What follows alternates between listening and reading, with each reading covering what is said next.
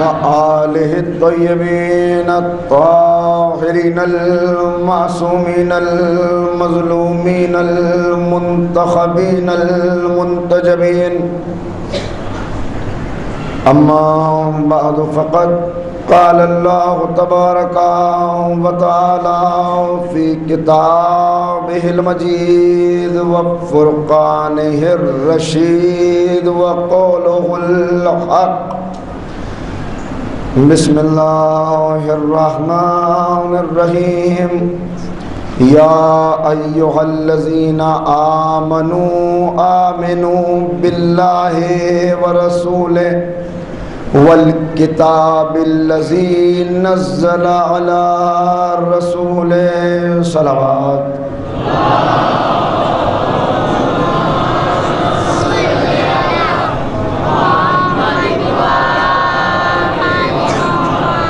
آپ حضرات مل کے بار دیگر ایک بابا سے بلند صلوات پڑھیں تاکہ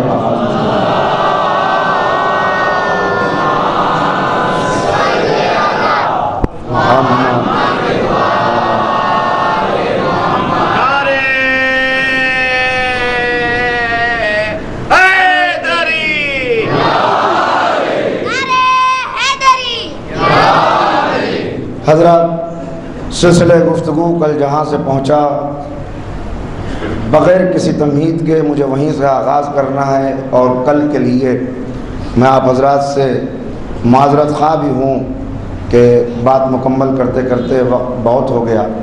انشاءاللہ اب یہ شبیں جو بچی ہیں مصائب کی شبیں ہیں، بہت اہم راتیں ہمارے سامنے ہیں، لہٰذا میں پوری کوشش کروں گا کہ وقت مقررہ میں بات کو مکمل کر لیا جائے۔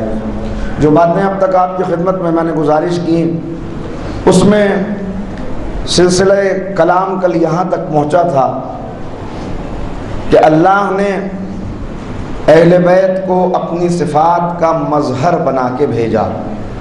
یہ جملہ وہ ہے جسے برابر آپ سنتے ہیں، اور اس کے ضمن میں نے کل یہ عرض کیا آپ کی خدمت میں کہ دو چیزیں ہیں جو اہل بیت کا خاصہ رہی، اہل بیت کا ترہ امتیاز رہی، اور ان چیزوں کو ہر اہل بیت کے عاشق کے اندر ہونا چاہیے۔ ایک علم، دوسرے شجاعت۔ اور میں نے عرض کیا آپ کی خدمت میں کہ شجاعت کے دو رخ ہیں۔ ایک شجاعت کا پہلو یہ ہے، جیسے ایک سکے کے دو رخ ہوتے ہیں، ایک یہ ہے کہ میدان جنگ میں جب آئے تو سیسا پلائی ہوئی تلوار بن جائے، اور دوسرا یہ ہے کہ طاقت ہونے کے باوجود اگر اللہ کی رضا کے لیے، محمد و آل محمد کو راضی رکھنے کے لیے خاموش رہنا پڑے تو اپنی طاقت کا بیجا مظاہرہ نہ کرے، بلکہ طاقت ہوتے ہوئے بھی خاموشی اختیار کرے، چپ رہے، اور اپنی مظلومیت سے یہ ثابت کر دے کہ واقعی شجاع ہے اور واقعی اہل بیت کا چاہنے والا ہے۔ اور یہ چیزیں جیسا میں نے عرض کیا کہ اہل بیت کیا ہیں؟ اہل بیت ہیں اللہ کی صفات کا مظہر۔ اور ایک مومن کو کیا ہونا چاہیے؟ مومن اہل بیت کی صفات کا مظہر، یعنی اہل بیت کی تعلیمات، اہل بیت کی صفات جو اس نے دیکھی ہیں، ان میں سے جو خصوصیات شیعوں کے لیے، چاہنے والوں کے لیے بیان کی گئی ہیں، وہ عملی زندگی میں اس کا مظہر بن جائے۔ اور یہ کیوں ضروری ہے؟ یہ ضروری اس لیے ہے، میں ہمیشہ یہ بات عرض کرتا ہوں کہ آج زمانے کے پاس اتنا وقت نہیں ہے، خود ہمارے پاس بھی اتنا وقت نہیں ہے کہ ہم یہ توقع رکھیں کہ ہم اہل بیت کی شان میں کتابیں لکھ کے دنیا کو دیں گے تو وہ کتابیں پڑھ کے اہل بیت کی سیرت سمجھ لیں گے۔ سیرت سمجھنے کے لیے نہ ہمارے پاس اتنے وسائل ہیں، نہ اتنا وقت ہے، اور نہ زمانے کو متوجہ کرنے، اس لیے کہ یہ وہ دور ہے کہ یہ پروپیگنڈے کا دور ہے۔ جتنا زیادہ آپ کسی چیز کو پھیلا دیں گے اتنا لوگ اس سے متاثر ہوں گے۔ آپ اگر اہل بیت کی شان میں کچھ لکھیں گے بھی تو سچی سچی باتیں لکھیں گے۔ دوسرے جو مقابلے پہ ہیں، جن کے ہاتھ میں قلم ہے، وہ یہ نہیں دیکھیں گے کہ ہمیں کیا لکھنا ہے، وہ جو کچھ لکھنا چاہیں گے ذہنوں کو متاثر کرنے کے لیے سوچ اور فکر کو اپنی گرفت میں لینے کے لیے وہ کریں گے اور وہ کر رہے ہیں. میں مثالیں ابھی آپ کی خدمت میں دوں گا. تو ایسے میں اہل بیت کے پیغام کو آگے پہنچانے اور اہل بیت کی سیرت کو دنیا کے سامنے پیش کرنے کا ایک ہی طریقہ ہے کہ ہم دنیا کے سامنے کتابیں پیش نہ کریں. یعنی کتابیں بھی آئیں, کچھ لوگ اس شعبے کو سنبھالیں, اس سے انکار نہیں, مگر ہم جو عوام ہیں, ہم جو چاہنے والے ہیں, ہم جن کے پاس وقت کم ہے, وہ خود اپنے آپ کو اہل بیت کی فضیلت کی کتاب بنا لیں. یعنی وہ جہاں جائیں انہیں دیکھ کے یہ پتا چل جائے کہ یہ اہل بیت والا ہے. لوگ پوچھیں یہ جھوٹوں کے بیچ میں سچا کون آ گیا, یہ دھوکہ دینے والوں کے بیچ میں اپنے وعدے کو وفا کرنے والا کون آ گیا. اور جب بھی یہ سوال کیا جائے تو جواب یہ ملے کہ یہ ایسا اس لیے ہے کہ اس نے مجلس حسین سے فکر اہل بیت کو لیا ہے. اگر اس میں ہم کامیاب ہو گئے تو پیغام آگے پہنچے گا. میں نے عرض کیا کہ اہل بیت کس منزل کے اوپر فائز ہیں. اللہ نے اپنی صفات کا مظہر بنایا, اور کیسا مظہر. خود محمود تھا, انہیں محمد بنایا. خود اعلیٰ تھا, انہیں علی بنایا.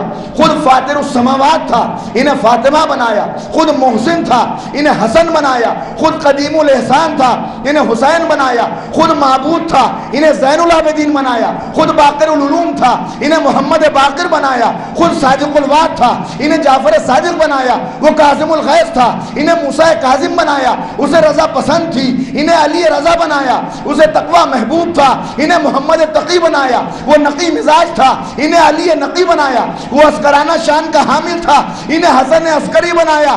وہ خود نظروں سے غائب تھا, لہذا آخری کو اپنی غیبت کا مظہر بنا کر ایک صلوات مل کے پڑھے محمد و آل محمد پہ. تو عرض کرتا ہوں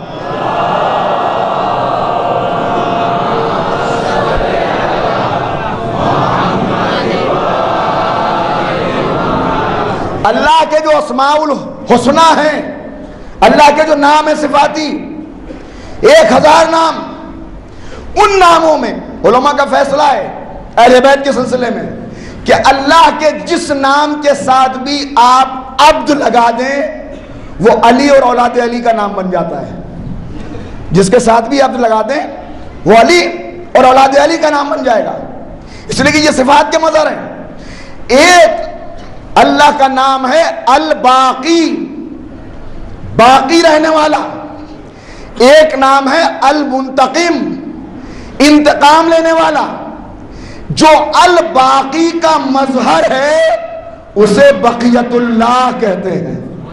الباقی کا مظہر, انتقام لینے والا. میں نے عرض کر دیا صاحب اختیار کا ارادہ, صاحب اختیار کی طاقت, جو الباقی کا. اور اسی لیے جتنے اعتراضات آج ہیں, میں تھوڑا سا یہاں پہ بڑھوں گا, اس کے بعد ایک منزل تک آؤں گا اور آج کی تاریخ کی مناسبت سے کچھ باتیں عرض کروں گا.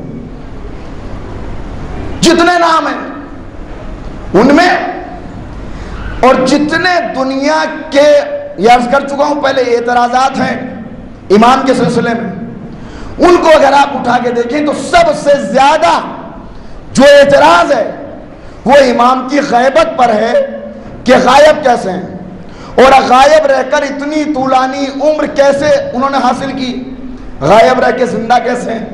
جبکہ میں دستعدب جوڑ کے ایک بات عرض کرتا ہوں, اگر کوئی ابھی یہاں پہ آ کے یہ دعویٰ کرے کوئی شخص کہ میں ہوا میں ہو سکتا ہوں, آپ مانیں گے؟ کوئی تسلیم کرنے کے لیے تیار نہیں ہوگا. لیکن اگر کوئی ایسا صاحب کمال آ جائے جو ہوا میں پرواز کر کے دکھا دے تو اب آپ کو کچھ یقین. اب اس کے بعد اگر کوئی آ کے دعویٰ کرے گا تو چونکہ آپ ایک بار اپنی آنکھ سے دیکھ چکے ہیں کہ ایک شخص فضا میں پرواز کر سکتا ہے, لہذا اب آپ کو یقین آ جائے گا. یعنی انسان اگر پہلی بار کسی چیز کو سنتا ہے جو اس کی عقل کو عاجز کر دے, عقل قبول نہ کرے, تو وہ یقین نہیں کرتا, مگر بعد میں جب دیکھ لیتا ہے تو اسے یقین آنے لگتا ہے. سب سے زیادہ اعتراض ہے غیبت کے اوپر. اگر یہ پہلے غائب ہوں, اگر یہ پہلے زیادہ عمر والے ہوں تو آپ کا اعتراض صحیح, مگر یہ پہلے غائب نہیں ہے. قرآن موجود ہے, اس سے پہلے کتنے ایسے ہیں جو غائب بھی ہیں, زندہ بھی ہیں، اصحاب کہف غائب ہیں اور زندہ ہیں، عیسیٰ غائب ہیں اور زندہ ہیں، خضر غائب ہیں اور زندہ ہیں، الیاس غائب ہیں اور زندہ ہیں، ابلیس غائب ہے۔ اے نہیں توجہ فرما رہے، ابلیس غائب ہے، زندہ ہے کہ نہیں؟ جو جہاں پہ بہکا پڑھی اس نے لاہور، چولا پڑھو کا شیطان نے بہکا دیا۔ دیکھا ہے شیطان کو؟ دیکھا ہے کہ دیکھا تو نہیں ہے؟ پھر آدم کے وقت کا شیطان، آدم سے بھی پہلے کا، وہ اب تک زندہ ہے۔ کہا ہاں بھئی عجیب بات ہے، یہ تو مان لیا کہ کوئی گمراہ کرنے والا ہے، اس پر یقین نہیں کہ کوئی راستہ دکھانے والا ہے۔ صلوات علی محمد و آل محمد۔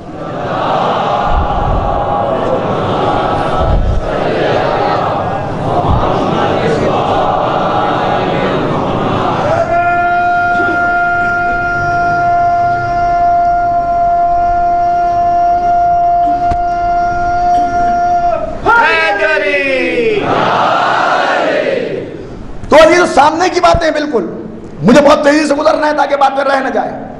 آج جو ماحول ہمارے سامنے ہے وہ خود اس بات کی دلیل ہے کہ کسی کو ہونا چاہیے، اور دنیا کی کوئی قوم ہو، کوئی قوم، پوری ذمہ داری سے یہ بات عرض کر رہا ہوں، ان کے یہاں یہ تصور موجود ہے کہ جب پاپ اور زیادہ بڑھ جائے گا، ظلم و ستم اور زیادہ بڑھ جائے گا، گناہ اور زیادہ بڑھ جائیں گے، اور کہیں کہیں جو انسانیت نظر آ رہی ہے وہ بھی جب کم اور ختم ہونے لگے گی، تو کوئی نہ کوئی اس دنیا میں اصلاح کرنے کے لیے آئے گا۔ ہر ایک کے یہاں یہ تصور موجود ہے۔ آپ ہندو بھائیوں سے پوچھیں، ہندو انتظار کر رہے ہیں سشیانت کا، کہ صاحب سشیانت آئے گا اور آنے کے بعد اس دنیا کو عدل و انصاف سے بھر دے گا۔ اپنے بدھ بھائیوں سے پوچھیں، وہ انتظار کر رہے ہیں مہاتما بدھ کے ماننے والے بدھے پنچم کا، کہ پانچواں بدھ جب آئے گا تب یہ دنیا سدھر جائے گی۔ آپ یہودیوں سے پوچھیں، وہ انتظار کر رہے ہیں ایک ریولوشنری کنگ کا، کہ وہ آئے گا، آنے کے بعد ہمیں نجات دے گا، ہمارے پیغام کو آگے بڑھائے گا۔ عیسائی انتظار کر رہے ہیں حضرت عیسیٰ کا۔ یعنی سب کے یہاں یہ انتظار موجود ہے، سب کی امیدیں لگی ہوئی ہیں، سب کی امیدیں لگی ہوئی ہیں کسی آنے والے کے اوپر۔ بس فرق اتنا ہے کہ وہ معرفت نہیں رکھتے، انتظار وہ بھی کر رہے ہیں، اور ہمارے یہاں ہم جس کا انتظار کر رہے ہیں خود امام کے القاب، جن سے ہم بہت کم واقف ہیں، عوام، ان کو اگر دیکھ لیا جائے تو خود اندازہ ہو جاتا ہے کہ ہمارا انتظار کس قسم کا ہے۔ امام کا ایک لقب ہے مطہر الارض، زمین کو پاک کرنے والا۔ یہ خود اس بات کی دلیل ہے کہ زمین جو نجس ہوتی جا رہی ہے، جو زمانے میں نجاست بڑھتی جا رہی ہے، تو کوئی صاحب تطہیر موجود ہے جو آئے گا تو زمین کو پاک کر دے گا۔ امام کا ایک لقب ہے ربیع الانام، انسانیت کی بہار۔ انسانیت کی بہار کیا مطلب؟ جب خزاں آ جاتی ہے پتے جھڑنے لگتے ہیں، جب خزاں آ جاتی ہے ہر طرف عجیب ویرانوں سے منظر ہو جاتا ہے۔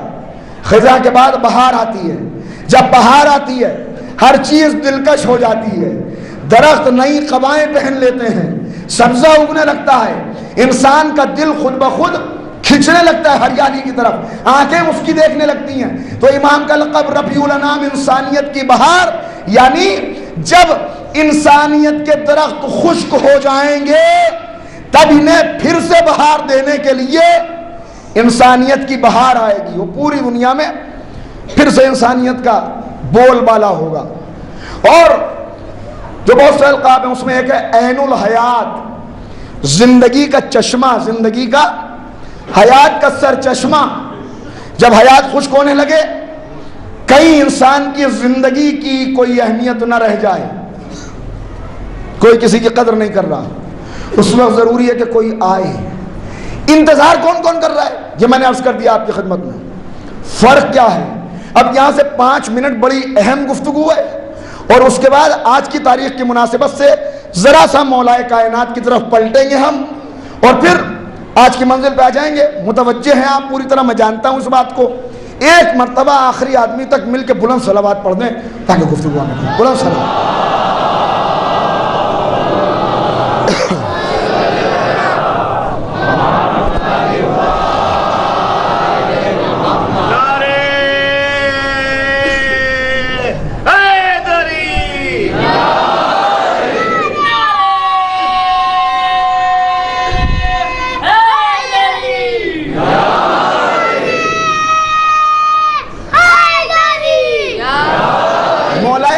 خطبہ دے رہے ہیں, خطبہ ارشاد فرما رہے ہیں علی, اور اس کو نقل کر رہے ہیں آپ کے بیٹے جناب محمد حنفیہ. کیا کہہ رہے ہیں؟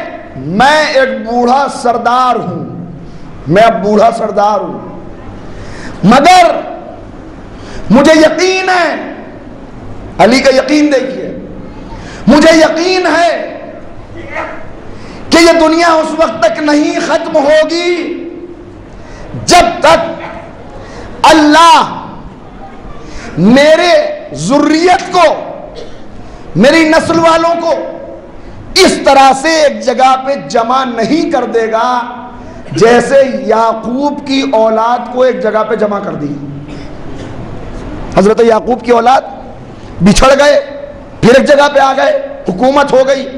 اس طرح سے جب تک جمع نہیں ہو جائیں گے اس وقت تک.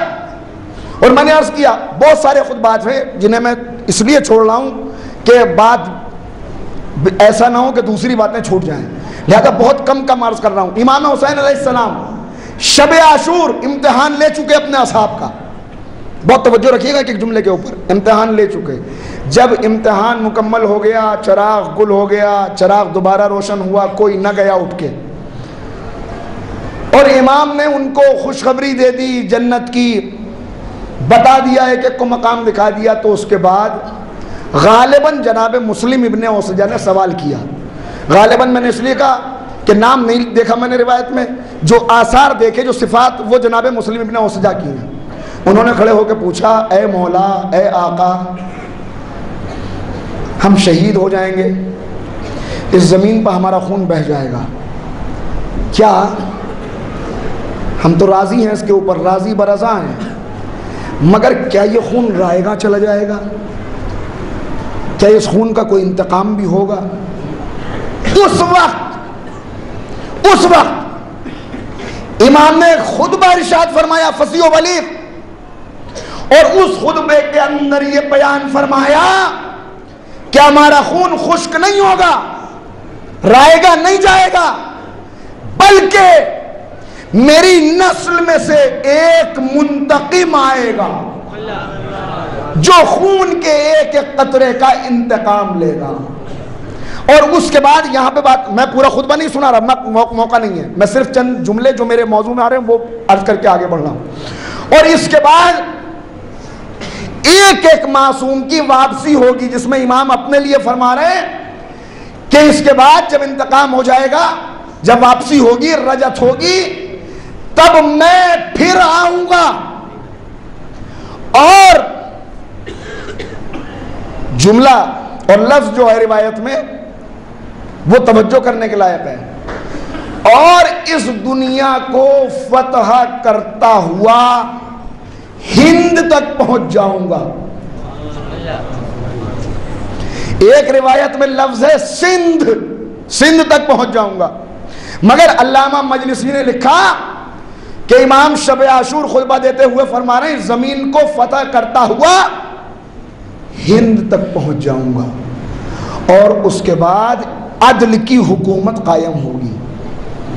ایک ایک معصوم کو واپس آنا ہے اس دنیا میں, ایک ایک معصوم کی حکومت رہنی ہے. ترتیب نہیں معلوم ہمیں ترتیب نہیں پتا, مگر اتنا ضرور معلوم ہے کہ امام زمانہ کے بعد, حضرت صاحب العصر کے بعد سب سے پہلے جو معصوم آئے گا وہ سرکار سید الشہداء حضرت امام حسین علیہ السلام ہے.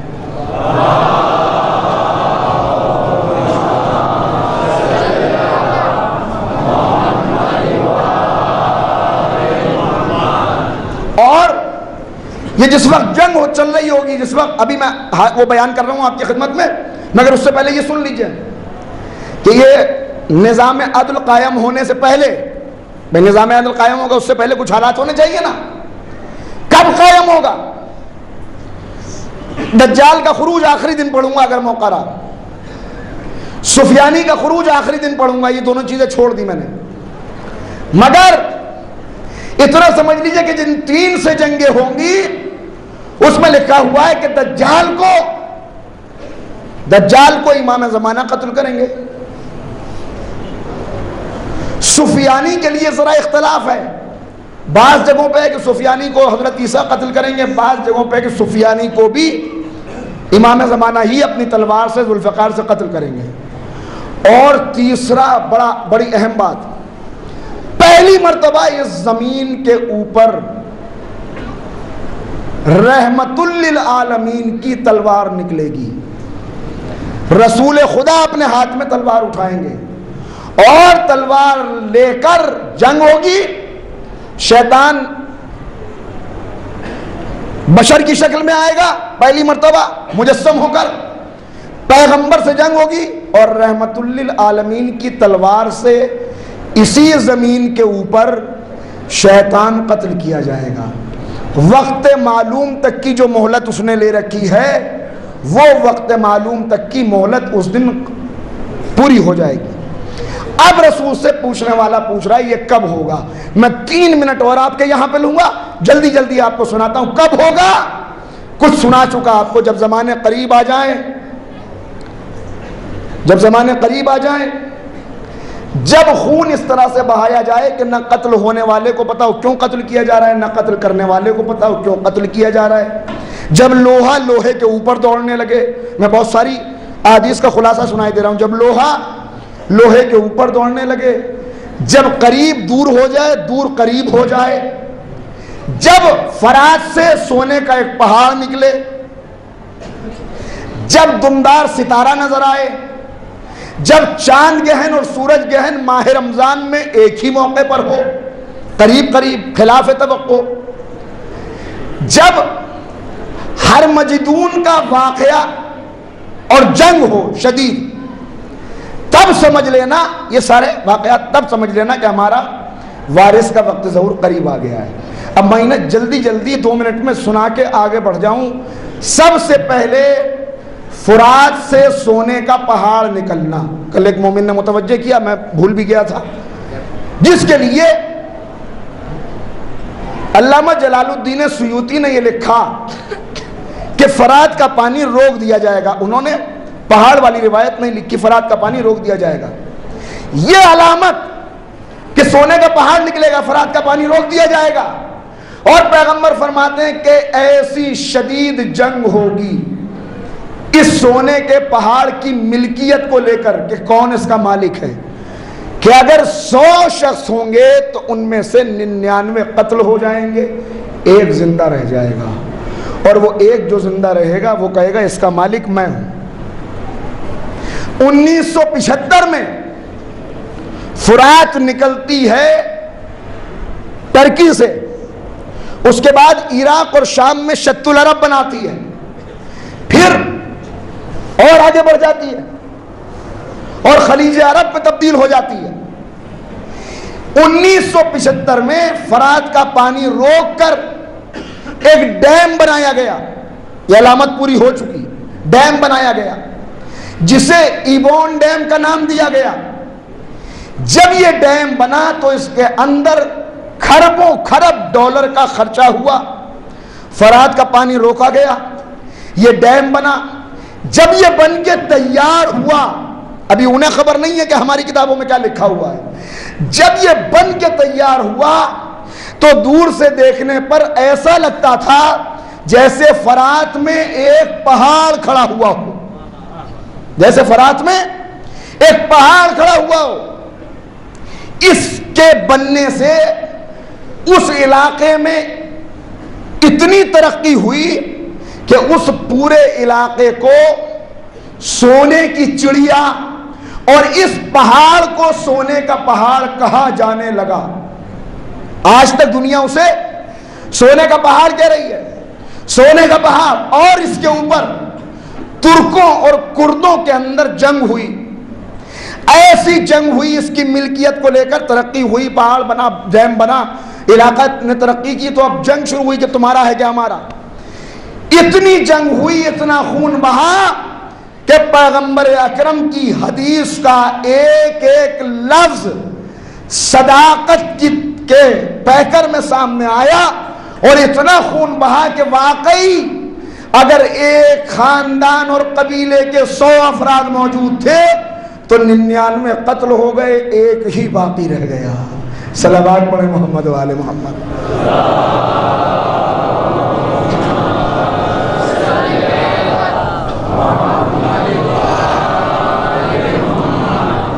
اس کے بعد فرمایا ستارہ، دمدار ستارہ نظر آئے. امام جعفر صادق علیہ السلام بیان فرماتے ہیں کہ یہ دمدار ستارہ پہلی مرتبہ اس وقت نظر آیا کہ جب اس زمین پر حضرت نوح کی بد دعا کے نتیجے میں طوفان آیا. پوری دنیا میں تاریکی چھائی ہوئی تھی، ہر طرف اندھیرا تھا، اور آسمان پہ ایک دمدار ستارہ چمک رہا تھا. اس کے بعد امام بیان فرماتے ہیں دوسری مرتبہ یہ دمدار ستارہ اس وقت نظر آیا کہ جب حضرت ابراہیم کو آگ کے اندر ڈالا جا رہا تھا. آگ کا ایک پہاڑ تھا، آگ کے شعلے بلند تھے، جس کی حدت، جس کی گرمی، جس کی حرارت سے اگر پرندہ بھی گزرتا تھا تو گر جاتا تھا بھون کر. اس وقت اس ستارے کو دوسری مرتبہ دنیا نے دیکھا. تیسری مرتبہ یہ ستارہ تب نظر آیا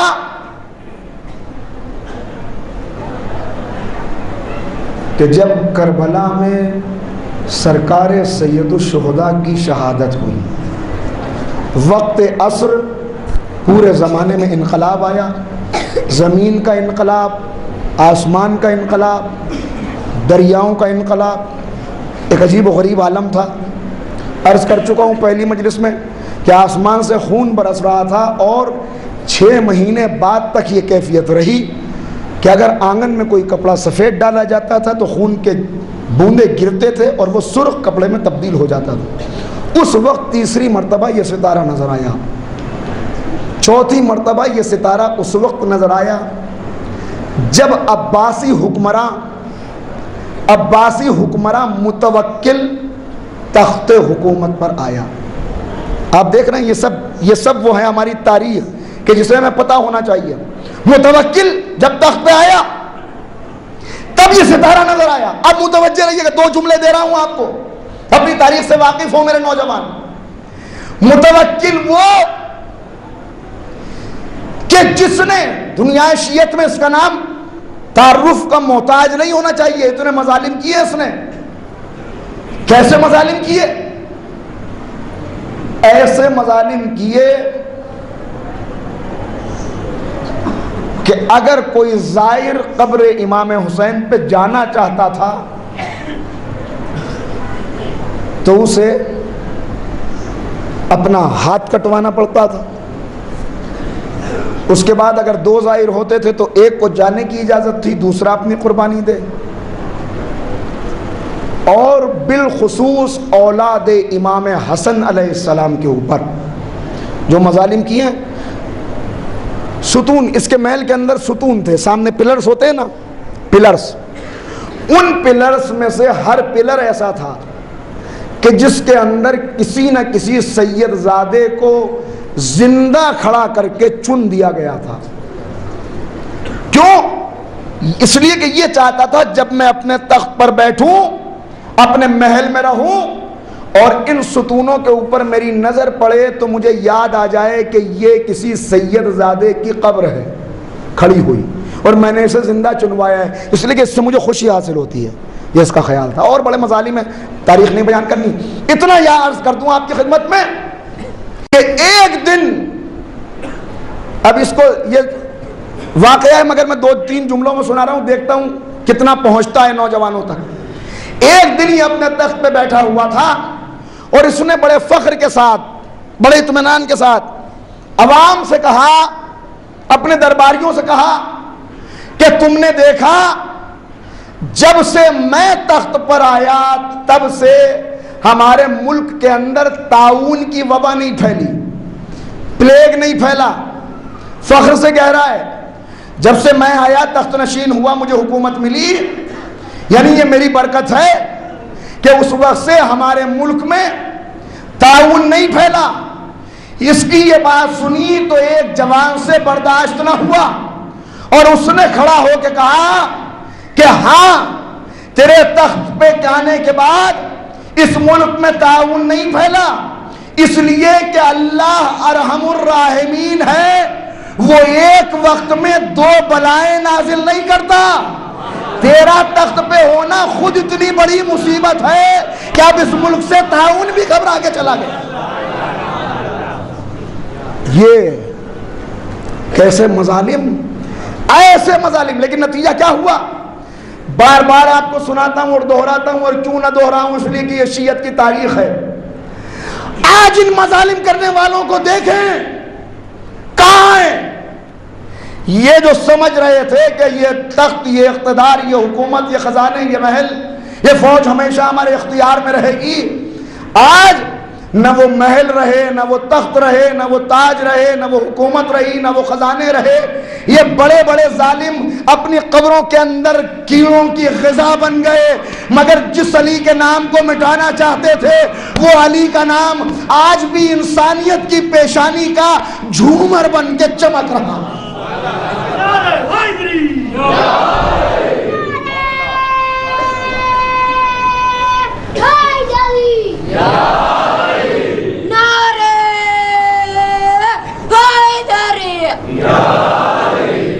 بڑا مٹانا چاہا، اور یہ میں نہیں عرض کر رہا، عباسی حکومت، عباسی سلسلہ حکومت کا آخری حاکم روضہ عسکریین کی زیارت کے لیے گیا، ساتھ میں وزیر ہے جو شیعہ ہے،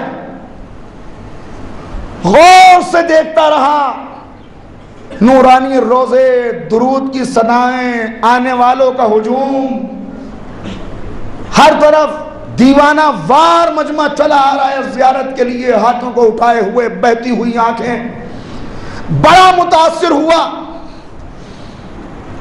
باہر نکلا تو ایک مرتبہ وزیر نے کہا کہ آپ نے محمد کے بیٹوں کی زیارت تو کر لی، یہاں پاس میں آپ کے بزرگوں کی قبریں بھی ہیں، اگر کہیں تو وہ بھی آپ کو دکھا دوں۔ اس نے کہا لے کے چلو۔ اب جو لے کے آیا تو دیکھا گڈھے ہیں، غلاظت کا ڈھیر پڑا ہوا ہے، نجس کتے لوٹ رہے ہیں۔ کہاں لے آیا؟ کہا یہی قبریں ہیں، یہی آپ کے بزرگوں کی قبریں ہیں۔ اس کے بعد وزیر نے بادشاہ سے کہا خزانہ آپ کے پاس ہے، دولت آپ کے پاس ہے، بڑے بڑے معمار آپ کے پاس ہیں، انجینئر آپ کے پاس ہیں، اگر محمد کے نواسوں کے روزے بن سکتے ہیں تو آپ کے بزرگوں کے روزے بھی بن سکتے ہیں، دولت خرچ کیجئے، معماروں کو بلائیے، نقشہ بنوائیے، بہترین عمارتیں بنائیے تاکہ ان کے جیسی عمارتیں یہاں پہ بھی موجود ہوں۔ اس نے سنا، آنکھوں میں آنسو آ گئے۔ اس کے بعد وزیر کی طرف دیکھ کے کہا کہ روزے ان کے بنتے ہیں جنہیں اللہ فضیلت دیتا ہے۔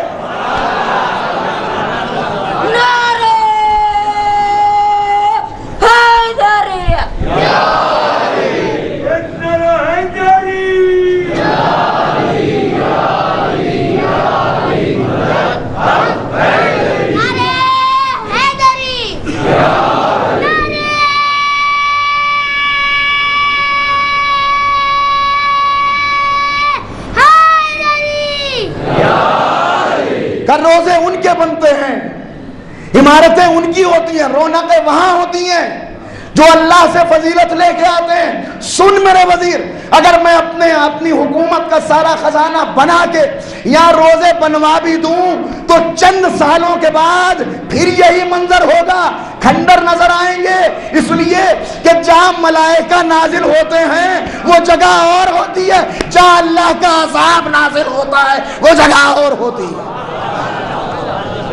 دشمن ہے، جلادوں کے خانوادے سے تعلق رکھتا ہے، مگر بتا دیا اس بات کو تو عزیزو، اس وقت نظر آیا یہ ستارہ جب اتنے مظالم، اور اب اس کے بعد سے آج تک، میں مختصر کر رہا ہوں اپنی بات کو، یہیں سے آغاز کروں گا کل، ابھی ایک دوسرے رخ پہ بڑھنا ہے۔ آج تک، اس کے بعد سے آج تک یہ ستارہ پھر نظر نہیں آیا۔ وہ امام فرماتے ہیں کہ یہ ستارہ نظر آئے گا اب، کب؟ یہ ستارہ اس وقت نظر آئے گا جب زہرا کے چاند کی زیارت کر لے گا، جب غیبت کا پردہ اٹھ جائے گا۔ سارے حالات، یہ ساری چیزیں آپ دیکھتے چلے جائیں، آسان نہیں ہے۔ اور اس وقت کے لیے جس کی یہ علامتیں ہیں، کیوں ان علامتوں کا اور ان حالات کا اور امام کی سیرت کا ہمارے لیے اچھی طرح جاننا ضروری ہے۔ کیوں ضروری ہے؟ ضروری اس لیے کہ جو حالات آنے والے ہیں، یہ عرض کر چکا ہوں آپ کی خدمت میں، ان حالات کا اگر ہمیں پہلے سے علم نہ ہوا تو جیسے دوسری قومیں دھوکہ کھا جائیں گی، ہم بھی دھوکہ کھا جائیں گے۔ پیغمبر نے بتایا قدم قدم کے اوپر، دیکھو یہ تیاری رکھنا، یہ تیاری رکھنا، یہ تیاری رکھنا۔ پیغمبر کہہ رہے ہیں اگر تم سنو کہ دجال آ گیا، کیا ہے دجال؟ یہ آج نہیں، یہ آخری مجلس میں، اگر یہ سنو کہ آ گیا، خبردار، تم کتنے ہی بڑے صاحب ایمان ہو، اسے دیکھنے کے لیے نہ جانا یہ سوچ کر کہ ہم تو مولا والے، ہمارا کیا بگاڑے گا۔ اس لیے کہ وہ ایسی، دجال کہتے ہیں جھوٹ کے اوپر مبنی پوری طرح، وہ ایسے حربے استعمال کرے گا کہ اگر صاحب ایمان اس تک یہ دیکھنے کے لیے جائے گا کہ دیکھو میرا کیا بگاڑتا ہے، تو اس کا ایمان رخصت ہو جائے گا، اسے دیکھ کر فریب میں اس کے مبتلا ہو جائے گا۔ اور اگر اس سے تمہارا سامنا ہو، جو ہونا ہی ہے، اس لیے کہ مومنین کو سامنے لا کے قتل کرے گا، جو ہونا ہی ہے، تو کہتے ہیں فوراً اس کی طرف دیکھ کے کہنا تو مجھے دھوکہ نہیں دے سکتا، میں جانتا ہوں کہ تو دجال ہے، اور اس کے بعد لا حول پڑھنا، اس کے منہ پر تھوک دینا اور سورہ حمد کی تلاوت کرنا، انشاءاللہ تم اس کے فریب سے محفوظ رہو گے، تمہارا ایمان سلامت رہے گا۔ تو یہ اسی وقت تو ہم کر سکتے ہیں جب ہمیں یہ پتہ ہو، اگر پتہ ہی نہیں ہوگا تو کیسے کریں گے؟ لہذا لازم ہے، میں نے عرض کیا، لازم ہے کہ بعض ایسے مواقع ہم تلاش کریں کہ جس پہ ان واقعات، ان حالات کو معلوم کرنے کے لیے مجلسوں، محافل اور تقاریر اور سیمینار اور کانفرنس کا انعقاد کیا جائے، تاکہ زیادہ سے زیادہ بات جو لکھ سکتے ہیں وہ لکھ کے تقسیم کریں، جو بول سکتے ہیں وہ بول کے سنائیں، تاکہ بچے تک یہ پیغام، یہ باتیں پہنچ جائیں۔ عزیزو، آسان دور نہیں ہوگا، اس لیے کہ شیعت کے لیے کبھی بھی کوئی دور آسان نہیں رہا، مگر میں نے دو چیزیں آپ کی خدمت میں عرض کی ہیں، ایک تو علم کا دامن نہ چھوڑنا، دوسرے شجاعت کا جوہر اپنے اندر پیدا کرنا۔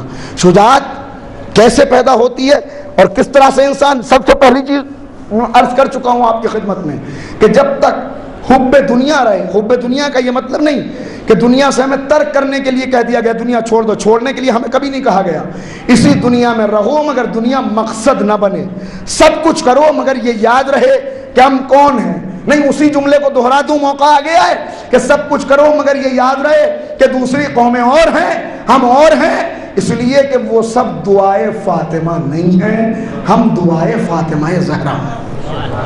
اگر یہ خیال رہا، یہ احساس رہا، تو انشاءاللہ ان سارے حالات سے ہم ثابت قدم گزر جائیں گے، اور اللہ ہم سب کو ان حالات سے ثابت قدم گزارتے ہوئے ہمارے امام کا سچا ناصر بنا دے۔ اس دعا کی قبولیت کے لیے ایک بلند صلوات پڑھنے، اور میں آغاز کرتا ہوں دوسرے مرحلے کا۔ بلند صلوات پڑھیں محمد۔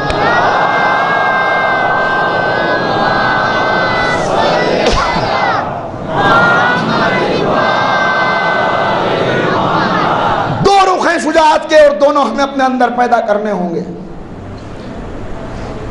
جان دینے کی ضرورت آ جائے تو جان دینے میں ہم پیچھے ہٹتے ہوئے نظر نہ آ جائیں، مظالم پہ صبر کرنے کا موقع آ جائے، یہ بہت ضروری ہے، اس لیے کہ جو مظالم سفیانی کے بیان کیے گئے ہیں، عجیب و غریب عالم ہے کہ ایک پڑوسی جو دوسرے پڑوسی کا ہمدرد ہو رہا ہوگا پوری زندگی،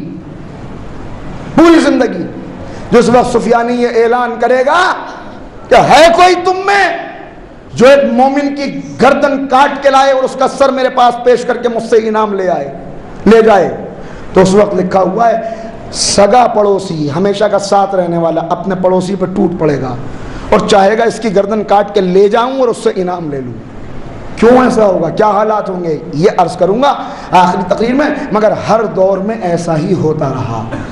یہ تو اہل بیت کی پر لاکھوں سلام، ان کی فضیلت ہے، ان کا کمال ہے کہ ایسے ادوار سے وہ ایسے ثابت قدم گزرے کہ حقیقی دین ہم تک پہنچا دیا۔ ورنہ آج لوگ کہتے ہیں کہ صاحب امام حسین کی بڑی عظمت و فضیلت، انہوں نے دین کو بچا لیا، لیکن میں ایک جملہ کہنا چاہتا ہوں صرف، یہ کہتے ہوئے یہ نہ سمجھیے گا کہ حسین کی تو بڑی فضیلت ہے مگر امام حسن کا کارنامہ کچھ کم ہے، اس لیے کہ حسین کی کربلا، ذمہ داری سے یہ جملہ کہہ رہا ہوں، شاید وضاحت نہ کر سکوں اس وقت، حسین کی کربلا کامیاب نہ ہوئی ہوتی اگر امام حسن کی 10 سال کی خاموشی نہ ہوتی۔ حلم، صبر، میں نے عرض کیا کہ صبر بغیر شجاعت کے نہیں آتا۔ امام حسن کی خاموشی اسی لیے کہ جملہ کہہ رہا ہوں مگر یاد رکھیے گا بالکل حقیقت ہے، باج کربلا جس نے بھی اچانک انقلاب لانا چاہا وہ ناکام ہو گیا۔ جناب زید شہید اٹھے، ناکام ہو گئے۔ جناب سلیمان ابن سرد خزائی اٹھے، ناکام ہو گئے۔ شہید تو ہوئے، درجہ انہیں وہ ملا، لیکن ویسا انقلاب نہیں لا پائے۔ کیوں؟ اس لیے کہ ان کے انقلاب کے پیچھے کوئی حسن جیسا کردار نہیں تھا جو پہلے ماحول تیار کرتا۔ میں کیسے اس بات کو پہنچاؤں؟ لوگ سمجھتے ہیں امام حسن کا کردار، اور ہم سے یہ شکوہ بھی کیا جاتا ہے امام حسین کو بہت مانتے ہیں، امام حسن کا ذکر نہیں کرتے۔ حسن اس عظیم ہستی کا نام ہے، جملہ سنیے گا، کس کا؟ جو اپنے وقت کے چھوٹے یزید سے مقابلہ کرے اسے حسین کہتے ہیں، جو بڑے یزید سے مقابلہ کرے اسے حسن کہتے ہیں۔ بڑے یزید سے مقابلہ کیا، بہت بڑا مقابلہ تھا۔ کیسا مقابلہ؟ ایسے کہ مقابلے پر چپ رہ جانا، جس کے لیے مولا علی یہ کہتے ہوئے نظر آئے کہ اب یہ زوال آ گیا، اب اتنے حقیر اور ذلیل ہو گئے لوگ کہ میرا نام اس کے نام کے ساتھ لے رہے ہیں، یعنی جس کے ساتھ علی کو اپنا نام آنا بھی برداشت نہ ہو۔ حسین کے انقلاب کی کامیابی اور اسلام کے تحفظ کے لیے جو ایسے انسان کے ساتھ 10 سال گزار دے اس صابر کو حسن کہتے ہیں، اس صابر کو حسن کہتے ہیں۔ اور کیسا انقلاب امام حسن کی خاموشی نے بپا کیا، ایسا انقلاب بپا کیا کہ 1400 برس گزر گئے مگر 14 صدیوں کے بعد آج یزید کے نام پر اتنے جینے والے نہیں ہیں جتنے حسین کے نام پہ مرنے والے موجود ہیں۔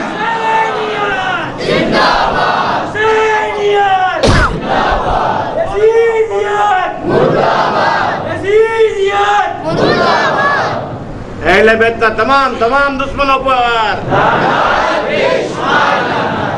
ہمیں ایسا لگتا ہے اور لوگ یہ سمجھتے اور کہہ دیتے ہیں کہ امام حسن کا کارنامہ چھوٹا ہے، انہوں نے کیا ہی کیا، خاموش بیٹھے رہے، درس دیتے رہے، شاگردوں کو جمع رکھا، اور حسین قربانی دینے کے لیے کھڑے ہو گئے۔ یہ اب میں کیسے آپ کی خدمت میں عرض کروں، ایک بہت بڑے عالم دین اپنے شاگردوں کو درس دے رہے ہیں اور ان سے یہ کہتے ہیں، سوال کرتے ہیں ان سے، یہ بتاؤ اگر تم کسی بستی کے اندر پہنچو کہ جہاں لوگ نہ آیت سمجھتے ہوں، نہ روایت سمجھتے ہوں، نہ دلیل سمجھتے ہوں، نہ پڑھے لکھے ہوں، نہ لاجک اور منطق ان کی سمجھ میں آتی ہو، اور وہاں تمہیں صلح حسن اور جنگ حسین سمجھانی ہو تو کیسے سمجھاؤ گے؟ تو شاگرد خاموش ہو گئے، اپنی اپنی دلیلیں دینے لگے. کہا نہیں. ایک مرتبہ کہنے لگے ذرا یہ بتاؤ، سوچو، کوئی تم سے کہنے لگے کہ امام حسن چپ رہ گئے، امام حسین نے جنگ کر لی، تو دونوں کے اقدام الگ الگ نظر آ رہے ہیں، ایک سلو کرنے والا ایک جنگ کرنے والا، بظاہر دونوں کے اقدام بالکل برعکس ہیں، کیسے اس بات کو واضح کرو گے؟ توجہ رکھیے گا. انہوں نے کہا حضور ہم عاجز ہیں، ہم نہیں سمجھ پائے. کہا سنو، ایک بات بتاؤ، تم ہاسٹل میں رہتے ہو؟ کہا جی حضور. کہا کبھی کوئی بڑا کپڑا دھویا ہے، چادر وغیرہ؟ کہا ہاں حضور چادر دھوئی ہے. کہا دھونے کے بعد اسے نچوڑتے ہو؟ کہا نچوڑتے. کیسے نچوڑتے ہو؟ کہا حضور ایک اس طرف ہاتھ لے جاتا ہے، دوسرا اس طرف ہاتھ لے جاتا ہے. کہا بس یہی تو صلح حسن اور جنگ حسین ہے کہ بظاہر تمہارے ہاتھ الٹا کام کر رہے ہیں مگر مقصد ایک ہے. وہاں بھی مقصد تھا محمد کے دین کی حفاظت کرنا. جہاں سلو کر کے اسلام بچتا تھا حسن نے سلو کر کے اسلام بچا لیا، جہاں جنگ کر کے اسلام بچتا تھا حسین نے کربلا میں آ کے اسلام بچا لیا. بظاہر اقدام الگ ہے مگر مقصد یہ نہ سمجھے کوئی، توجہ نہ سمجھے کوئی کہ بغیر شجاعت کے انسان صبر کر سکتا ہے، اور نعوذ باللہ امام حسن کے اندر شجاعت کی کوئی کمی تھی نہیں. سنیے دیکھیے، میں منظر دکھاتا ہوں، 2 منظر صرف آپ کو، اور اس کے بعد وقت پہ بات مکمل کرنی اس لیے روک دوں گا. 2 منظر صرف دیکھیے، اور یہ عرض کر دوں آپ کی خدمت میں کہ جتنی مظلومیت حسین کی ہے کوئی مقابلہ نہیں کیا جا سکتا، لیکن امام حسن وہ ہیں کہ جن کی مظلومیت حسین سے کسی طرح کم نہیں ہے، کم نہیں کسی طرح. حسین، امام حسین خنجر سے شہید کیے گئے، لیکن امام حسن وہ ہیں جن کے اوپر 11 مرتبہ حملہ ہوا. 1 مرتبہ، 3 مرتبہ جودہ بنت اشس نے زہر دیا، 2 مرتبہ کا زہر ناکام ہو گیا، تیسری مرتبہ میں زہر نے کام کیا. اس سے پہلے واقعات سب آپ کے سنے ہوئے، میں اشارہ کر رہا ہوں صرف. مسجد کے اندر حملہ ہوا، امام راہبات پر سوار ہیں، خنجر مارا گیا جو ران کے اندر پیوست ہو کے ہڈی تک پہنچ گیا. مسجد کے اندر موجود ہیں.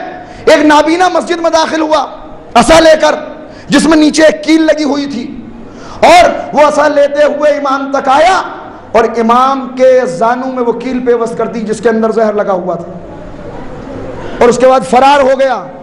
وہ تو بعد میں مولا عباس نے قسم کھائی تھی کہ میں اسے تلاش کر کے قتل کروں گا، لہذا حضرت عباس نے اسے تلاش کیا اور بعد میں واصل جہنم کیا. اتنی مرتبہ، اور لکھا ہوا جب بھی زہر کا اثر ہوتا تھا تو کئی مہینے تک حسن بستر پہ تڑپتے رہتے تھے اور دعا کرتے تھے. کتنی مرتبہ ایسا ہوا کہ نانا کے روزے پہ آئے، پالنے والے اپنے نانا کو شفیع بنا کر اپنے نانا کا وسیلہ دے کے دعا کر رہا ہوں، ابھی میرا کام مکمل نہیں ہوا، مجھے اس زہر کے اثر سے نجات حاصل ہو جائے. دعا قبول ہوئی. کتنی مرتبہ، اس لیے کہ کام کیا کارنامہ ہے. اب وہ تو موقع ہی نہیں ہے کہ میں عرض کروں آپ کی خدمت میں.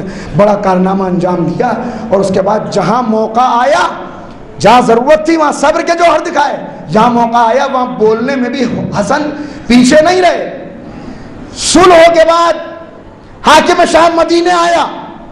اب سنیے گا یہاں سے 5 منٹ بھرپور فضائل سنانا چاہتا ہوں، اور اس امید کے ساتھ کہ بھاؤ نگر کے اس تاریخی مجمع سے جس میں اتنے دن سے تقاریر کر رہا ہوں، وہاں آج بیٹے کی شہادت سے پہلے باپ کی وہ شجاعت دکھانا چاہتا ہوں جو صحیح معنوں میں ظاہر ہوئی قاسم کی شکل میں کربلا کے میدان میں. وہ شجاعت کیا تھی؟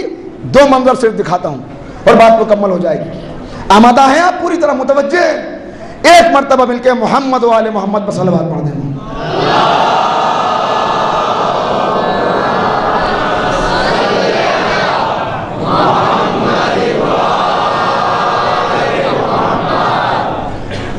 صلح ہو چکی ہے، شرائط سلو آپ نے بہت سنے ہوں گے، مجھے سنانے نہیں اور وقت بھی نہیں، مگر اب وہ میں نے عرض کر دی دوسری تقریر میں کہ کیسی بے حسی طاری ہو گئی تھی۔ بے حسی اکثر اسلامی شہروں میں پھیل چکی ہے، جہاں امام حسن ہیں وہاں پہ صرف چند خاص افراد یا دوسرے شہروں کے اندر انگلیوں پہ گنے جانے والے افراد ہیں جو ابھی بھی جن کا شعور بیدار ہے، باقی سب پر بے حسی طاری ہو چکی ہے۔ کیسی بے حسی طاری ہوئی وہ میں سنا چکا، اتنی بے حسی کہ اگر بدھ کو جمعہ پڑھ لیا جائے تب بھی یہ نہ بولے۔ ایسے میں ان شہروں کو جو پہلے سے بے حس ہو چکے ہیں وہاں یزید کے لیے ماحول سازگار کرنے حاکم شام نکلا ہے، اپنے خاص افراد کو لے کر چلتا ہوا ایک ایک شہر کا جائزہ لیتا ہوا مدینے بھی پہنچا۔ کہا مدینے میں جا کے دیکھیں گے، مدینے میں چونکہ حسن حسین موجود ہیں، خانوادہ اہل بیت موجود ہے، ہاشمی موجود ہے، یہاں پہ دیکھیں گے ہماری بے حسی کا کتنا اثر ہوا۔ یہاں پہ آنے کے بعد ایک عام اعلان کر دیا کہ حاکم شام آیا ہے، جو کوئی ملاقات کرنے کے لیے آئے گا اسے تحفے دیے جائیں گے۔ لوگ بڑا مشکل ہوتا ہے جب ایمان کا نیلام گھر سجتا ہے اور ایمان کی بولی اونچی لگتی ہے، اس وقت کل ایمان سے اپنے آپ کو وابستہ رکھ کے ایمان کو محفوظ کر لینا یہ بہت بڑے امتحان کی منزل ہے۔ جو آئے گا اس کے اسٹیٹس کے حساب سے سماج میں اس کے مقام اور مرتبے کے اعتبار سے اسے انعام دیا جائے گا۔ ایک ایک کے گھر قاصد بھیجا گیا، امام حسن کے در پہ بھی قاصد آیا، حاکم آیا ہے، آپ سے ملاقات چاہتا ہے۔ لوگ آ رہے ہیں اپنی اپنی مرضی کے مطابق آ کے مل رہے ہیں، ڈھیر لگا ہوا ہے خزانے کا، اٹھاتا ہے دے دیتا ہے۔ صبح سے شام ہو گئی، نہ ایمان بیچنے والے کم ہوئے نہ بولی دینے والے کے پاس دام گھٹا، اس لیے کہ محنت کی کمائی ہوتی، محنت کی کمائی ہوتی تو کچھ درد بھی ہوتا۔ جہاں مسلمانوں کے بیت المال کو اپنے ذاتی فائدے کے لیے استعمال کیا جا رہا ہو، اب قاصد کو دوبارہ بھیجا گیا، سب آ گئے، حسن نہیں آئے، اور بھی کچھ افراد تھے جو نہیں آئے مگر ان کے اوپر توجہ نہیں دی گئی۔ حسن نہیں آئے، دوبارہ قاصد آیا، امام نے کہا میں آؤں گا۔ شام ہو گئی، شام کو امام حسن پہنچے، جب تقریباً لوگ آگے جا چکے تھے، دربار سجا ہوا تھا، اس نے دیکھا امام آئے ہیں، آنے کے بعد کہا میں جانتا ہوں آپ دیر سے کیوں آئے ہیں، آپ اس لیے دیر سے آئے ہیں میرا خزانہ ختم ہو جائے اور جو میں نے دعویٰ کیا ہے کہ ہر ایک کو اس کے مرتبے کے مطابق عطا کروں گا وہ عطا نہ کر سکوں، مگر اے حسن آج بھی میری نظر میں آپ کا مرتبہ بہت ہے۔ یہ کہہ کے خازن کو حکم دیا 70 تھیلیاں سونے کی لائی جائیں۔ امام اطمینان سے کھڑے ہوئے مسکرا رہے ہیں، کہا بیٹھیے فرزند رسول، آخر مصلحت ہے، پیغام دینا۔ امام بیٹھ گئے، بیٹھے، 70 تھیلیاں لا کے امام کے قدموں میں ڈال دی گئیں۔ امام نے دیکھا، سارا دربار حیرت سے دیکھ رہا ہے، سب کو ایک ایک تھیلی دی، انہیں 70 تھیلیاں دی۔ مسکرا کے امام کی طرف دیکھا اور کہا اب آپ تشریف لے جا سکتے ہیں، یہ مال بھی اپنے ساتھ لے جائیے، آپ کو کیوں اتنا نہ دوں، میں ہندا کا بیٹا ہوں، کیوں اتنا نہ دوں، میں ہندا کا بیٹا ہوں۔ امام مسکرائے، کھڑے ہوئے، ابھی کھڑے ہو کے ایک قدم بڑھایا تھا کہ معاویہ کے غلام نے امام کی جوتیاں سیدھی کر دی، امام کی نالیں سیدھی کر دی۔ امام نے مسکرا کے محبت کی نظر ڈالی، ایک مرتبہ کا غلام اس کا ہے، خدمت میری کر رہا ہے، غلام اس کا ہے، خدمت میری کرتا ہے۔ اس نے سر جھکا کے کہا آقا آپ کا مرتبہ بہت بڑا ہے۔ امام نے کہا ہم کوئی خدمت بغیر اجرت کے نہیں دیتے، یہ کہہ کے کہا تو نے میری جوتیاں سیدھی کی ہیں، یہ 70 تھیلیاں میں نے تجھے دی۔ سمجھو، بس جیسے ہی 70 تھیلیاں دینے کا اعلان کیا، سارے دربار کا منہ حیرت سے کھلا رہ گیا، حاکم شام سے رہا نہ گیا۔ کہا اتنی سی خدمت پہ اتنی بڑی بخشش؟ امام مسکرائے، اس کی آنکھوں میں آنکھیں ڈال کے دیکھا اور کہا تو ہندا کا بیٹا ہے، میں فاطمہ کا بیٹا۔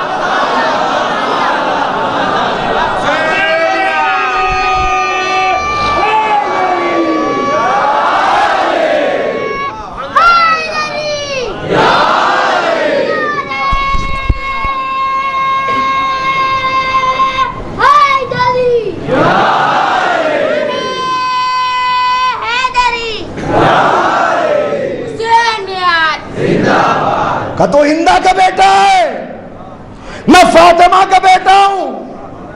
کہا خدمت اتنی سی، صلہ اتنا زیادہ۔ کہا جب ہم عطا کرتے ہیں تو یہ نہیں دیکھتے کہ سامنے کون ہے، ارے اسی لیے تو ہم غلاموں کو اطمینان ہے کہ ہمارا تعلق ان سے ہے کہ جن کے دینے سے کمی نہیں آتی، اس لیے کہ کمی اس کے خزانے میں ہو جس کا دینے والا کمزور ہو۔ چاہ انگلی کے اشارے سے دیوار سونے کی ہو جائے۔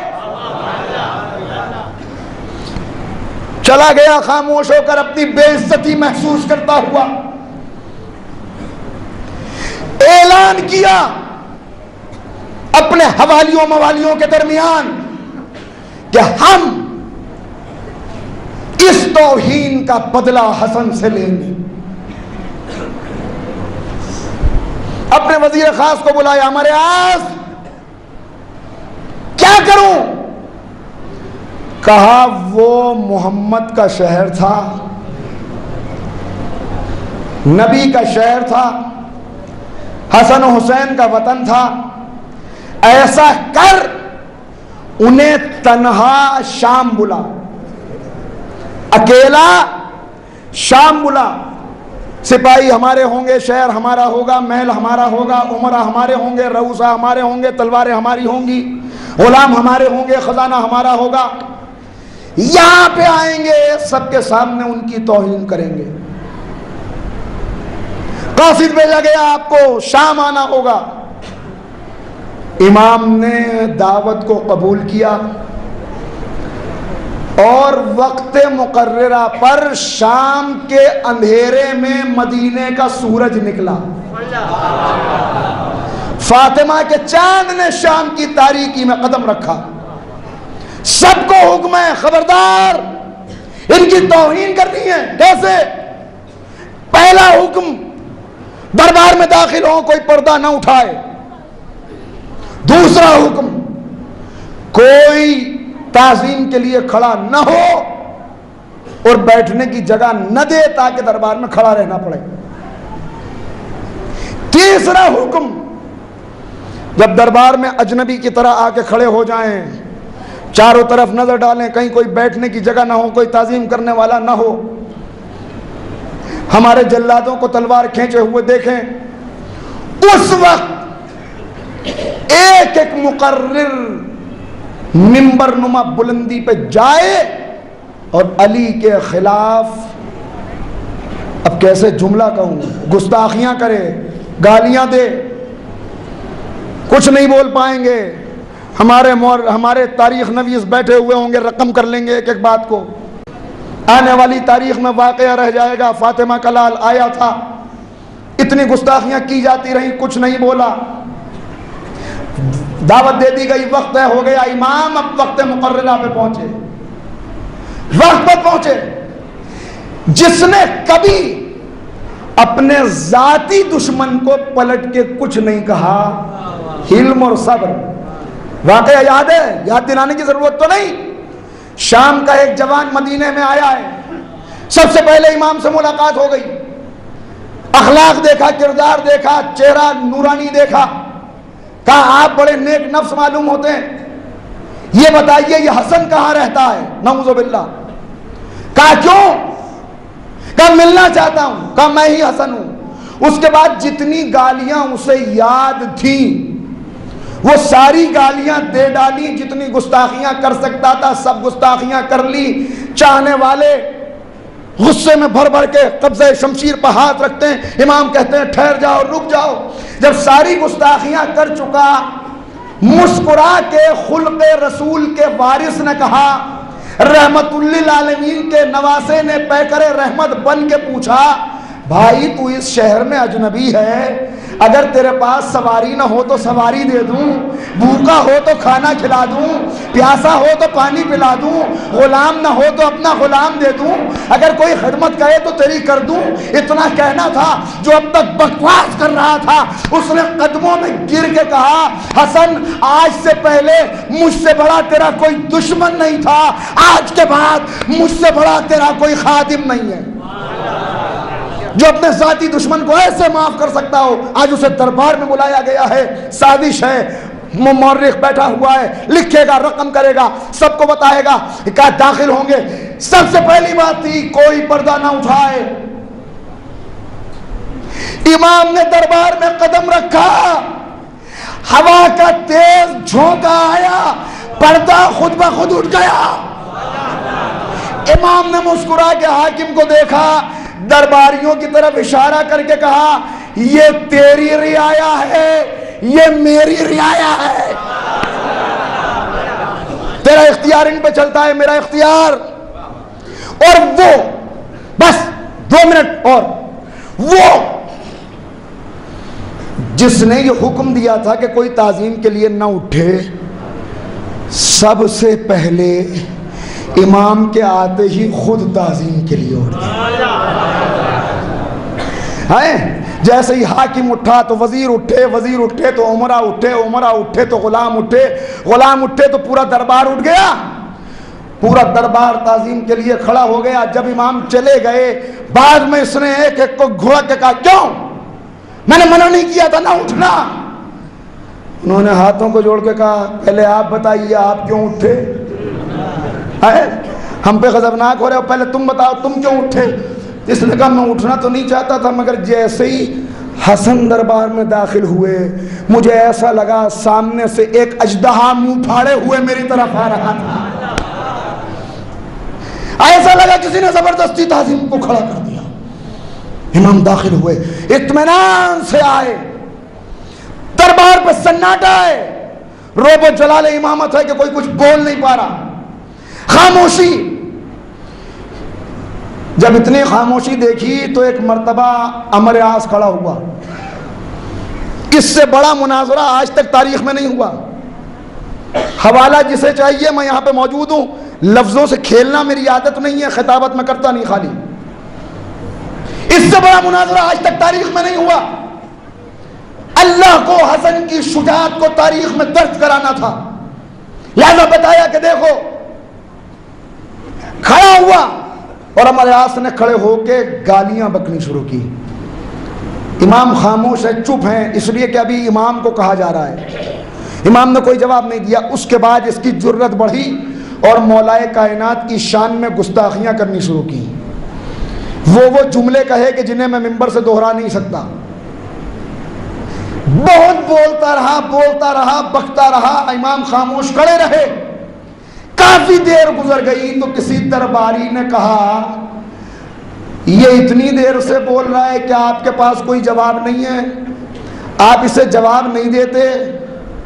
اب امام نے سر اٹھایا، پورے دربار پہ نظر ڈالی اور کہا، تم ہی بتاؤ کیا یہ میرے جواب کے لائق ہے؟ تم ہی بتاؤ کیا یہ میرے جواب کے لائق ہے؟ جس کے پیدا ہونے پر 6 لوگوں نے دعویٰ کیا ہو کہ یہ ان کا بیٹا ہے، کیا اس لائق ہے کہ میں جواب دوں؟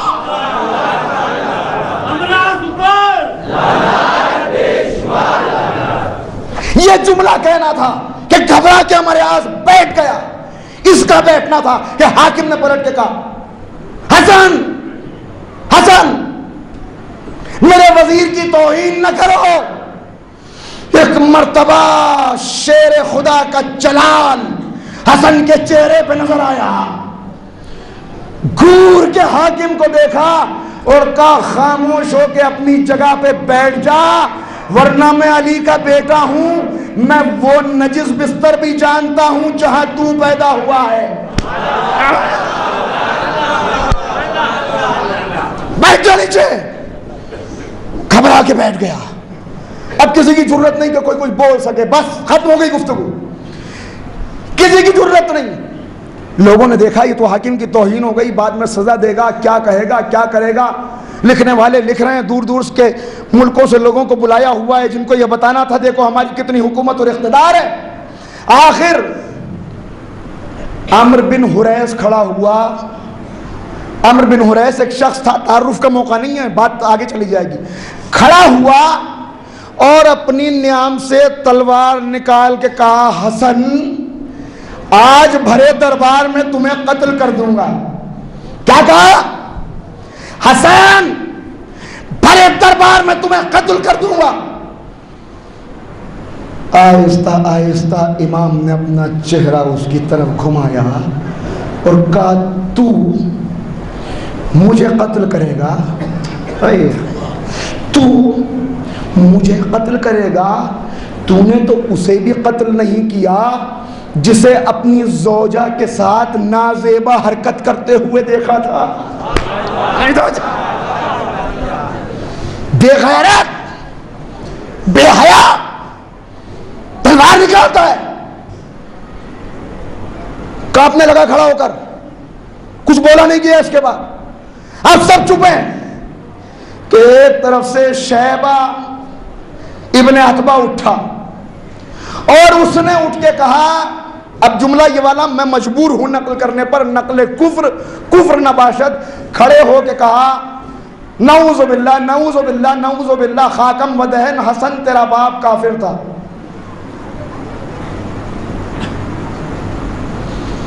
امام نے بہت آہستہ لہجے میں جواب دیا، ہاں تجھے تو یہ جملہ کہنا ہی چاہیے، اس لیے کہ ابھی 3 دن پہلے تو اپنی ماں کو دھکے دے کے پوچھ رہا تھا بتا میرے باپ کا نام کیا ہے،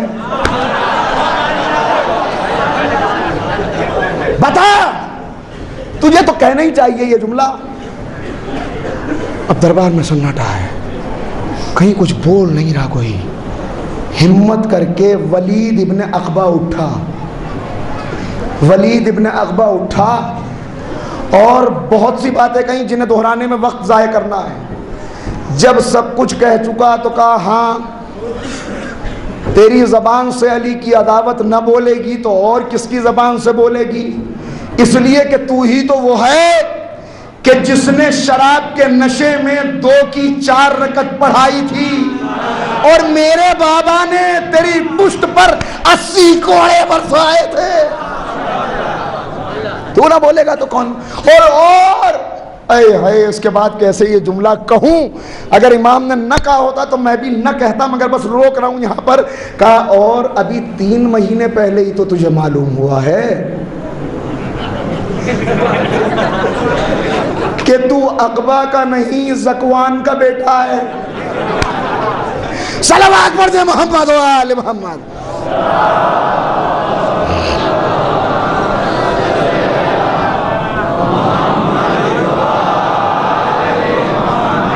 بس عزیزو ختم ہو گئی گفتگو، آخری منزل۔ میں دستے دم جوڑ کے ایک بات پوچھنا چاہتا ہوں، یہ جتنی باتیں مولا نے کہیں جس پر پورا دربار سناٹے میں آ گیا، یہ ساری باتیں تنہائی کی تھیں، راز کی تھیں، پردے کے پیچھے کی تھیں۔ جو پہلو میں بیٹھنے والے تھے انہیں بھی معلوم نہیں تھا کہ معاملات کیا ہیں۔ یہ راز کی باتیں، تنہائی کی باتیں، اکیلے کی باتیں جو امام نے کہہ دی، اسے کہتے ہیں صابر، اسے کہتے ہیں حلیم۔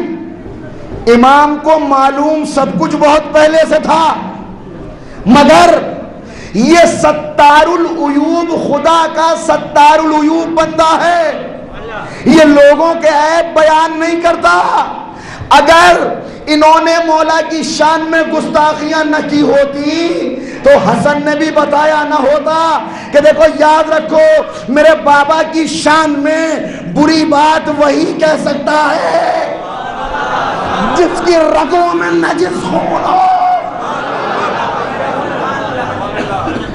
دستے ادب جوڑ کے کہتا ہوں، اگر علی سے عداوت ہے، اگر علی سے بغض ہے تو خاموشی سے اپنے اپنے گھروں پر بیٹھے رہو، چوراہوں پہ نکل کے نہ آؤ۔ کہہ دیا میں نے جملہ، نہ آؤ۔ جب تک چپ رہو گے پردے پڑے رہیں گے، راز راز رہے گا۔ صلوات پڑھیں محمد والے۔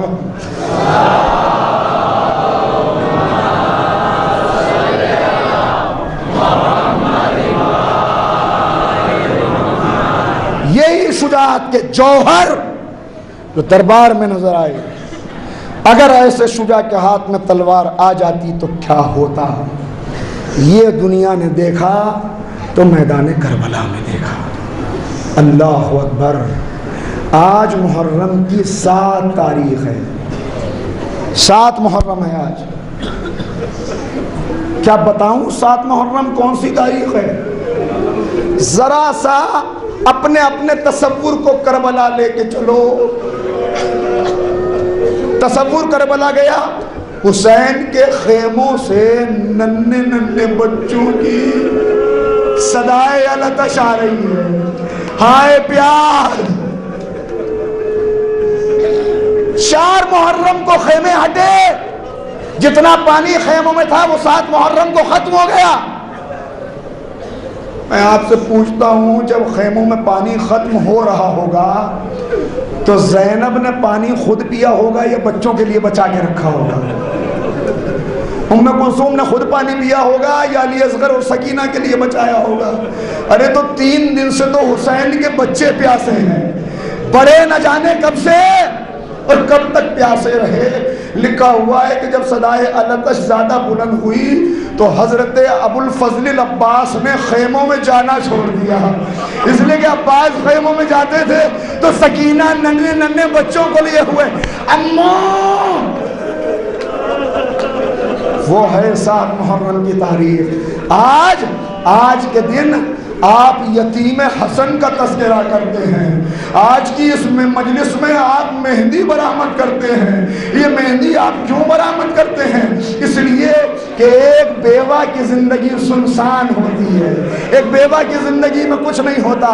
بیوہ کی زندگی میں پھر سے بہار آتی ہے جب اس کا بچہ جوان ہو جاتا ہے۔ وہ ہر دن اپنے بچے کو دیکھتی ہے اور دل میں اپنے آپ سے کہتی ہے ارے میری زندگی ادھوری رہ گئی، مگر جب میرا بچہ بڑا ہوگا میں اس کا بیاہ کروں گی، اس کے سیرا باندھوں گی، ہاتھوں میں مہندی ہوگی، اس کی دلہن لاؤں گی۔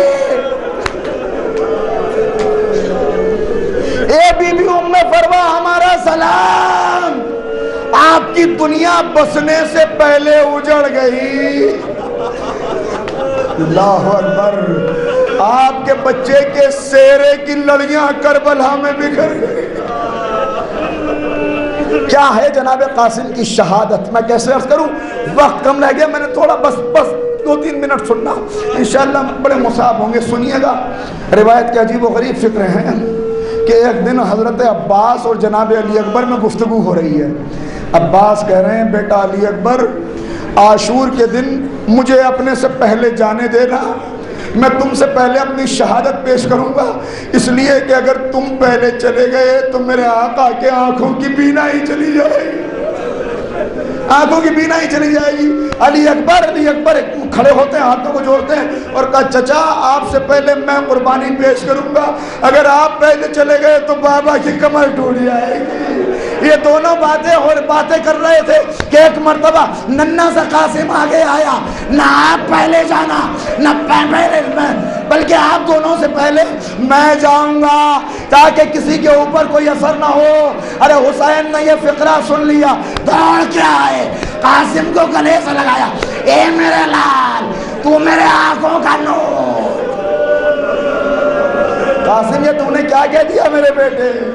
ارے وہی قاسم ہے، شب عاشور ہے، جس فروا نے، جس ام فروا نے ہر دن زندگی کی دعا مانگی ہے، جس نے ہر دن دعا کی ہے پالنے والے میرے قاسم کی خیر ہو، میرے قاسم سلامت رہے۔ شب عاشور وہی ام فروا کہہ رہی ہیں، اے میرے لال اس گھر میں باہر سے آئی ہوں، ایسا نہ ہو تم سے پہلے علی اکبر زخمی ہو جائے، ایسا نہ ہو تم سے پہلے شہزادی کے اون محمد زخمی ہو جائیں۔ اے بچے میرے دودھ کی لاش تیرے ہاتھ میں ہے، اے میرے شیر کربلا میں قربانی پیش کر دینا، مجھے میری شہزادی سے شرمندہ نہ کرنا۔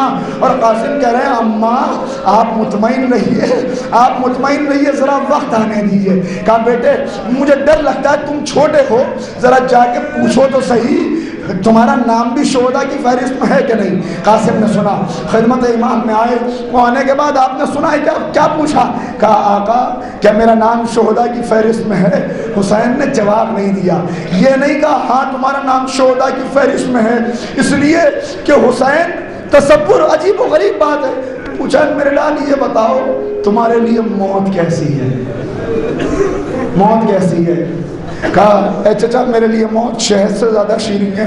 تو ایک مرتبہ اپنے کلیجے کو لگا کے کہا ارے تمہاری کیا بات ہے، کل تو میرا 6 مہینے والا اتنا سننا تھا۔ قاسم کو غصہ آ گیا، غصہ آ گیا، سب پڑھتے قاسم کو اس لیے غصہ آیا کہ علی اکبر اصغر کی شہادت کا ذکر سنا، اس لیے غصہ نہیں آیا۔ ارے جس کا دادا شہید ہو، جس کا نانا شہید ہو، جس کا بھائی محسن شہید ہو، اسے علی اکبر کی شہادت، علی اصغر کی شہادت پہ، شہادت تو معراج ہے اس گھرانے کی۔ غصہ اس بات پہ آیا کہ قاسم کے تصور میں یہ بات آ گئی کہ علی اصغر تو چھوٹا ہے، گہوارے میں ہوگا، کیا یہ فوجیں اندر آ جائیں گی؟ کیا بیویوں کی بے حرمتی ہوگی؟ کیا بے پردگی ہوگی؟